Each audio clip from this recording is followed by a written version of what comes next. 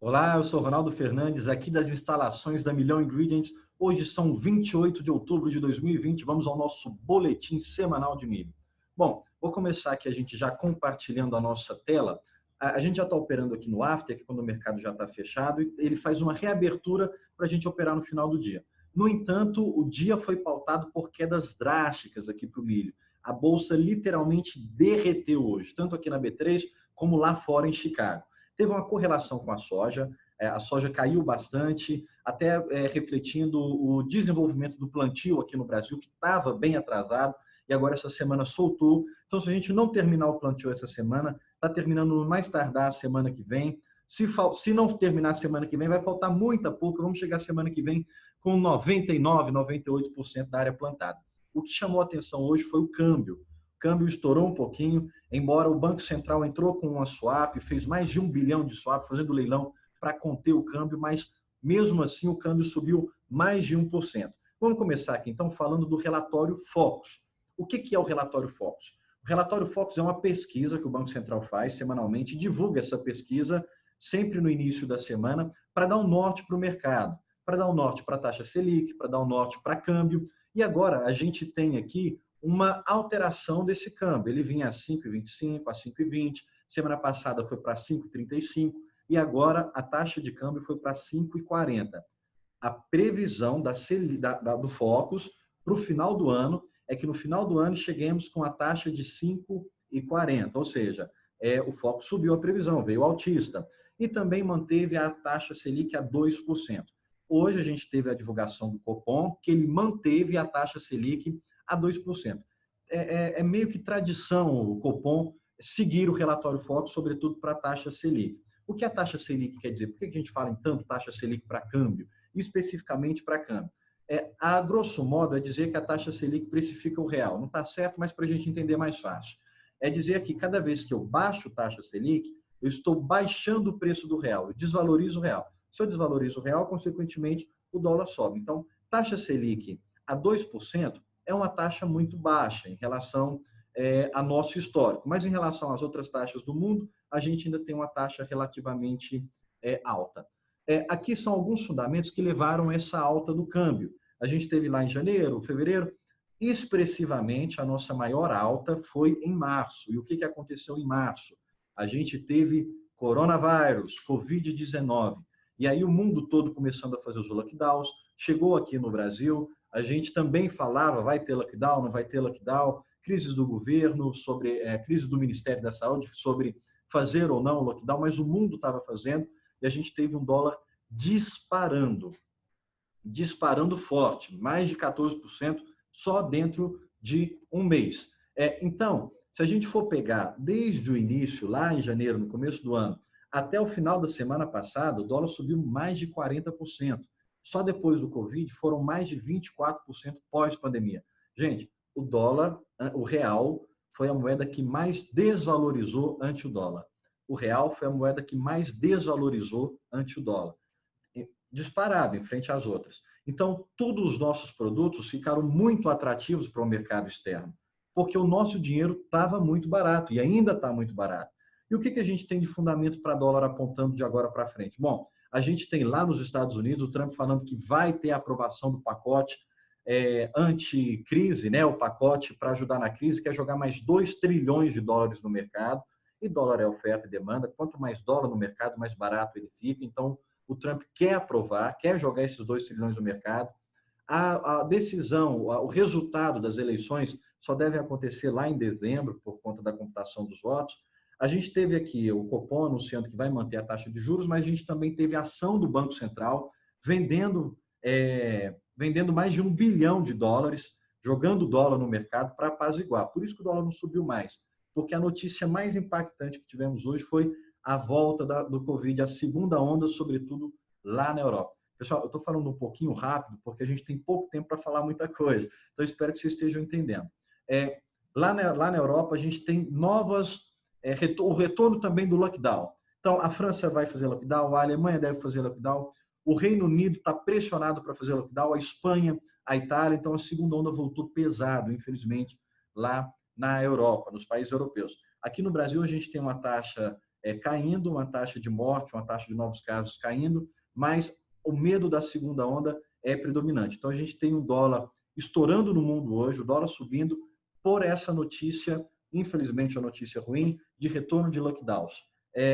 Consequentemente, isso afeta todas as commodities, e a gente está falando de milho, afetou na veia. A gente pegar novembro CCMX, que é na tela, na Bolsa B3, o que está precificando o milho físico agora, então, referente ao milho físico, a correlação mais próxima é o vencimento de novembro. Novembro teve uma valorização de mais de 70% na Bolsa. Então, a gente saiu lá de 40 alguma coisa, ultrapassou os 80. Então, se a gente for pegar as valorizações, subiu bastante, motivada por esse apetite internacional que o câmbio causou. Então, se a gente for pegar aqui o line-up, o que é o line-up? Deixa eu voltar. O line-up são os navios nomeados para embarcar. Então, os portos informam, esse navio está nomeado para embarcar esse produto X no porto tal, volume tal. E o line-up para o milho, no mês de outubro, informa uma exportação de mais ou menos 5 milhões de toneladas. 5 milhões para sair só no mês de outubro. E o line-up diz que foram embarcados em outubro 3 milhões e 700. O SESEX, que é o órgão oficial, que é o governo, informa que foram embarcados mais de 4 milhões de toneladas. Mas o line-up aponta que foram embarcados, sempre tem essa diferença, a gente já vai ver o porquê dessa diferença. Bom, os países que estão comprando do Brasil, segundo o line-up, dentro de outubro. Quem está mais embarcando no mês de outubro, disparado, é o Japão. Em segundo lugar vem o Irã, mas a gente tem aí um volume não nomeado, que a gente não sabe para onde vai ainda. O navio foi embarcado para vir para cá, mas ainda não foi nomeado, então a gente acredita que esses volumes devem ser distribuídos nos clientes tradicionais. Vai lá para o Irã, vai para o Vietnã, vai para Taiwan. E, segundo também o line-up, os maiores embarcadores dentro desse mês de outubro, não quer dizer o pessoal que mais comprou no mês de outubro, mas o pessoal que mais está embarcando no mês de outubro, está aí a Glencore, a Bunge, a Olam e a Cargill do país como um todo. Bom, é comum o line-up e o SESEX ter uma diferencinha. O line-up são os navios nomeados e o SESEX é o registro oficial, quando o governo fecha tudo. Porque o governo ele tem uma certa morosidade, ele demora. E o line-up, às vezes lá no último dia cancelou um navio. Há uma mudada nas embarcações, vamos dizer assim. Então, é comum ter uma diferença, mas a gente usa o line-up para ter um norte, porque o line-up sai com uma regularidade quase que diária. Então, a gente consegue ter esse acompanhamento mais online. Então, esses gráficos a gente vai disponibilizar também para vocês, tá, pessoal? Esse gráfico aqui mais louco é o gráfico das oscilações do novembro lá na B3. Que tinha que ter mostrado ele lá atrás, ele caiu aqui na frente, mas isso quer dizer o quê? Por que esse gráfico está tão forte assim? Que as oscilações, quando oscila muito o milho, ele oscila 1%, oscila 0,8%, tem oscilado bastante, a ponto da gente ter atingido os stops. Os stops é quando ele chega lá no limite, ele não pode subir mais que aquilo, ou ele não pode cair mais que aquilo. E o stop para milho é 5%.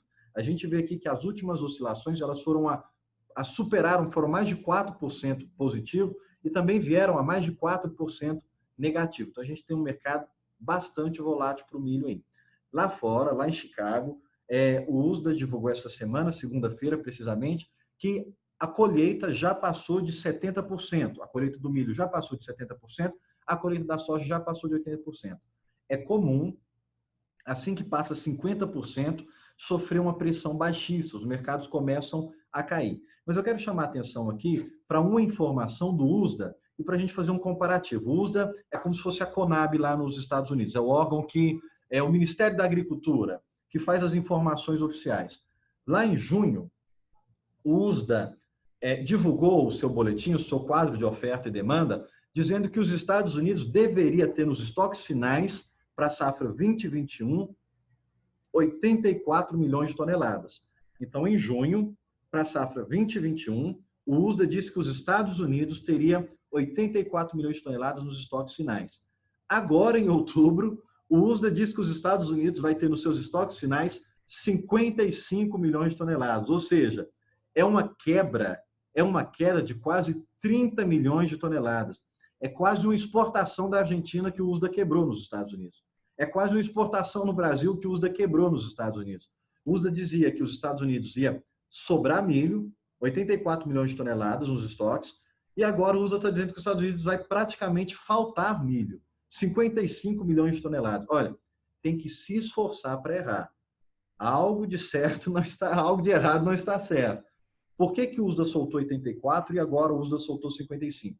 É normal, no dia 30 de setembro, o USDA revisar as suas inspeções. E é normal ter-se uma diferença, mas nunca teve uma diferença tão grande. Se a gente for olhar nas produções, o USDA dizia que lá em junho, o USDA dizia que na safra 2021 os Estados Unidos iam produzir 406 milhões de toneladas, a maior produção já vista na história de milho. Agora, o USDA diz que os Estados Unidos vão produzir 373 milhões de toneladas, que está mais ou menos dentro da média. O que o USDA está mantendo ainda de consumo? O USDA fala que os Estados Unidos vai consumir no mercado interno 311 milhões de toneladas, 146 para ração, 128 para etanol. E ele mantém uma exportação expressiva de 54 milhões de toneladas, que era a projeção lá no início, para 59. Quem está tomando essa exportação dos Estados Unidos? Quem que os Estados Unidos teve esse salto, esse boom nas exportações? Então, o que o USDA fez? Trouxe a produção para o nível médio. A média dos Estados Unidos é de 360 milhões de toneladas, a produção. Então, ele trouxe de 406 para 370. O consumo interno é de 308, ele até aumentou um pouquinho o consumo interno, mas deixou as exportações como a base fora da casa, fora da média. E quem que está comprando dos Estados Unidos?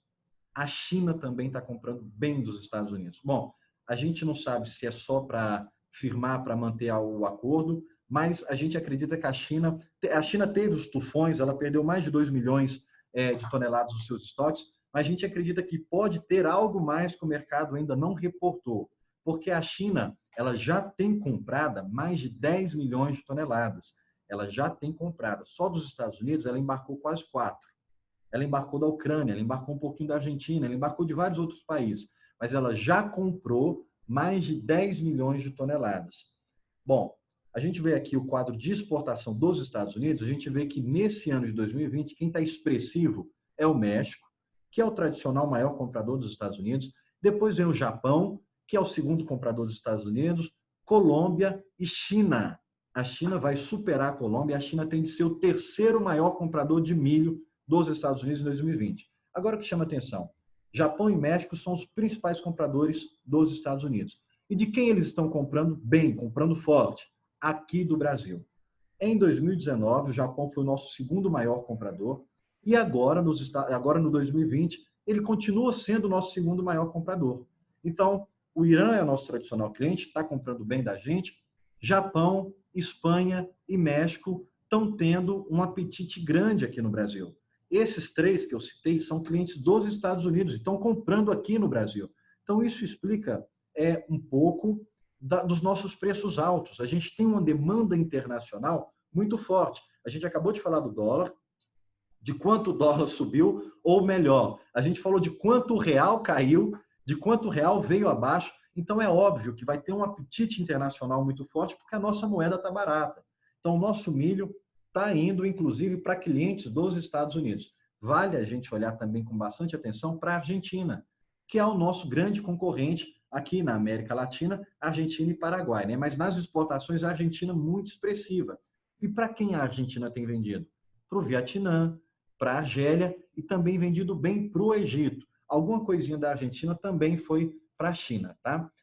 Vale ressaltar também que a Argentina, em 2019, de janeiro a dezembro, ela exportou mais de 36 milhões de toneladas. Só agora, em 2020, de janeiro a setembro, ela já exportou 32 milhões de toneladas. Então, as exportações da Argentina estão superaquecidas. Mesmo com que teve as retenções, mesmo com os problemas do governo, mesmo com aquele problema do câmbio, a gente tem o dólar na Argentina negociado em mais de 4 pontas, a Argentina está exportando muito bem. Então, quando a gente fala em importação, de quem que o Brasil importa? O Brasil importa da Argentina, do Paraguai e dos Estados Unidos, praticamente. E lá os preços estão bastante altos por conta também das exportações de lá.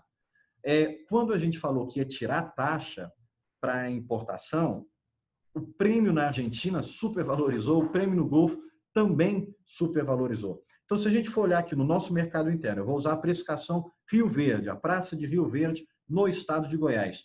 O milho lá em janeiro estava sendo negociado a 45, 40, 45, 45,30, 45,50. Janeiro já é entre safra. Então, março foi o pico da entre safra, bateu 47,80. A gente achava que já estava super preços. Para julho ele caiu, é natural na colheita, mas agora a gente está falando de um preço de R$ 70 o milho transgênico lá na Praça de Rio Verde. Lembrando que esse gráfico nosso, a gente divulga ele, a gente fecha o balanço dele semanalmente. Então, o mês de semana passada, agora para outubro, a gente já embarcou no 70. No momento agora, são as nossas máximas. Não tem como, é impossível dizer se não vamos ter novas máximas. Mas para agora, a gente já está nos maiores preços da história. A gente tem a nossa pesquisa semanal, e a gente divulga essa pesquisa semanal nos nossos canais, nas nossas redes, nos nossos relacionamentos. E quem que faz essa pesquisa? São compradores, são vendedores, são corretores, pessoas dentro do mercado de milho, só a gente embasado no mercado de milho. Na nossa pesquisa, o pessoal colocou uma estabilidade, novembro batendo aí próximo aos R$ 73, milho transgênico lá em Rio Verde. Depois, em dezembro, uma estabilidade de R$ 72,80, 72,60. E esse milho caindo só lá em julho. A gente está falando em preços perto de R$ 60. Isso é uma pesquisa, não reflete a opinião da Milhão, não reflete uma tabela de preços, mas reflete a opinião de pessoas embasadas. É o nosso relatório Fox, vou dizer assim. Então, vale a pena ficar de olho nessa pesquisa. Vale a pena também olhar de perto e monitorar o nosso quadro de oferta e demanda. Aqui, a Milhão, nós estamos falando que o Brasil começou com 8 milhões de toneladas, a gente deve ter produziu, a gente imagina que a gente produziu, imagina não, né? A gente contabiliza que a gente produziu cerca de 102 milhões de toneladas, um consumo interno de 73 e uma exportação de quase 35 milhões, 34.800.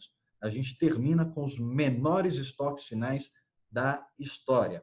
Mas se a gente jogar isso lá para o estoque inicial de 2021 e vir fazendo as contas com a safra verão, que a gente imagina uma estabilidade, pode ser que venha uma redução, mas está valendo a pena. A gente mesmo aqui teve uma procura significativa de gente que precisou fazer rotação, porque plantou soja, precisou fazer uma rotação. Então, a gente imagina uma produção estável no mercado, na safra verão, e mesmo assim a gente deve ter um estoque no primeiro semestre bastante apertado.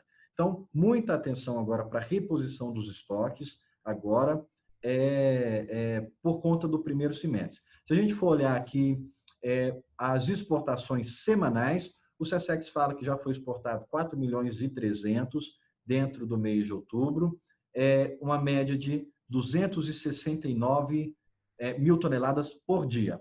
Se a gente for fazer uma continha aqui de exportação semanal, do que já exportou, a gente estima que deve se exportar 5 milhões e 900. Aí a gente faz a nossa correção e a nossa estimativa. O nosso número para exportação de outubro no Brasil é de 5 milhões e 200, algo próximo aí ao SECEX. Para a gente finalizar, então, vamos só dar uma olhada na paridade de exportação e na paridade de importação. O que o porto, o que as trades poderiam pagar no mercado de milho hoje? Hoje a trade poderia pagar lá na praça de Rio Verde R$ 70. A gente está falando num preço de Santos a R$ 78. O milho da Argentina, o milho dos Estados Unidos, fosse vir para cá agora, o que ele chegaria lá no porto? Chegaria a cerca de R$ 90. Pessoal, esse foi o nosso boletim semanal. Todas essas informações a gente vai estar disponibilizando nas nossas redes. Se eu falei muito rápido, se algo ficou confuso, se sinta à vontade para entrar em contato conosco e a gente bater um papo, porque é no partilhar das informações que a gente cresce. Desejo a vocês uma boa semana e bons negócios.